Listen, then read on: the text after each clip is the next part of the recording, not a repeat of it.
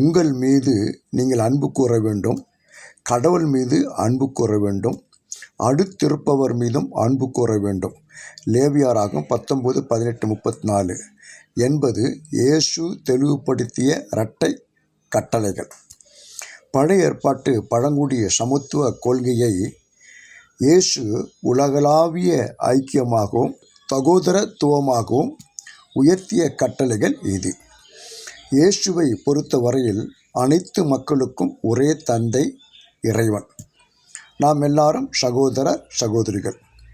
இந்த உறவு என்பது நமக்குள் இருக்கின்ற இனம், மொழி, சமயம், பாலியல் பாகுபாடு, நிறம் போன்ற வேறுபாடுகளை உடைத்தெறிகிறது.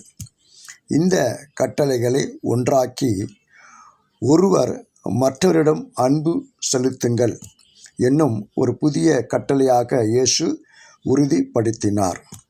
எனவேதான் இயேசு கோவில்களில் பலிகளை செலுத்துவதை விட நாம் சக மனிதர்களிடம் நல்லுறவு, நட்புறவு கொள்வதை முன்னுரிமையாக்கினார் என்பதை லூக்கா 10:25-37 பதிவு செய்யப்பட்டுள்ளன. நல்ல சமாரியர் என்ற நிகழ்வு மூலம் அறிந்து கொள்ள முடிகிறது. தேவையில் உள்ள சகோதரர் சகோதரிகளிடம் அன்பு கூறின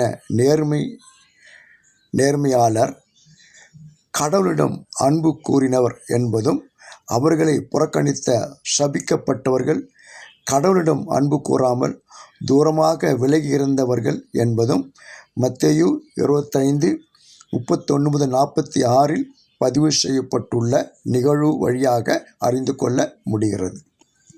இயேசு ஏழைகள் எளியவர்களோடும், பாதிக்கப்பட்டவர்கள், ஒடுக்கப்பட்டோர், ஓரங்கட்டப்பட்டோர்களோடும் தன்னை அடையாளப்படுத்தி கொண்டார்.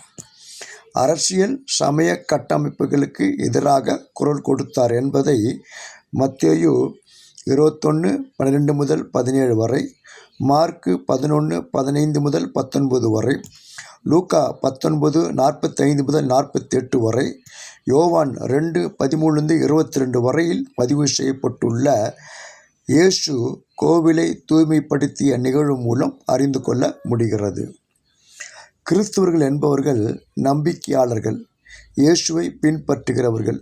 அப்படியானால் நாம் நம்பிக்கை கொண்டவர்களாக மட்டுமல்ல, அல்லது இறைவேண்டலிலும் வழிபாடுகளிலும் மட்டுமல்ல, இயேசுவின் தரிசனத்தை, அருள் பணியை, விஷன் அண்ட் மிஷன் பின்பற்றி பாதிக்கப்பட்ட மக்களை இறைவனோடும் சக மனிதர்களோடும் சமூகத்தோடும் சரியான சமத்துவ உறவை கொண்டிருக்க நாம் நம்மை இன்றே அர்ப்பணிப்போமா?